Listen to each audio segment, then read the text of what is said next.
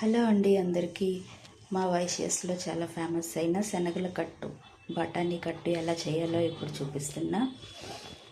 మనం ముందుగా బఠానీలను నైట్ నానబెట్టుకోవాలి వాటర్లో. మార్నింగ్ కడిగేసి కుక్కర్లో వేసుకోవాలి.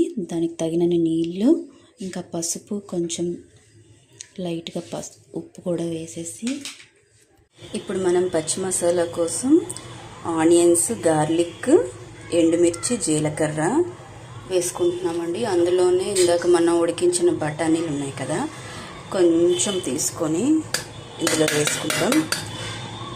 కొంచెం సాల్ట్, పసుపు వేసి పేస్ట్ ఆడించాలి.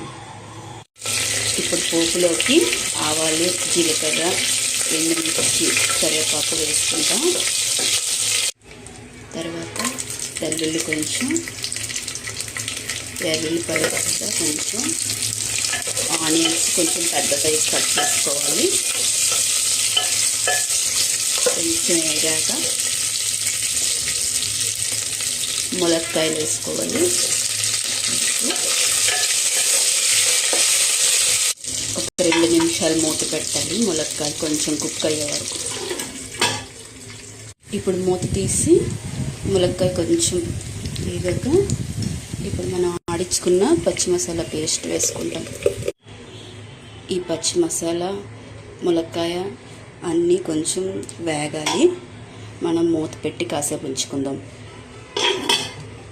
ఇప్పుడు మూత తీసి చూద్దాం. బాగా ఫ్రై అయింది. ఇప్పుడు మనం ఉడికించిన బఠానీలు అండ్ సాల్ట్ వేసుకోవాలి. ఇందులో నేను ఉడకబెట్టిన బఠానీలు వేసుకున్నా అండ్ సాల్ట్ కూడా వేసుకున్నా. కన్సిస్టెన్సీ చూసుకొని వాటర్ వేసుకోవాలి.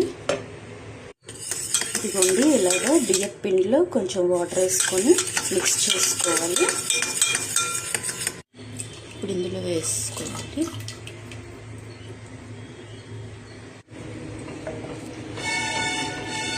ఇలా మిక్స్ చేసుకోవాలి. కొంచెం 2 నిమిషాలు కుక్ అయితే ఆపేసుకోవచ్చు.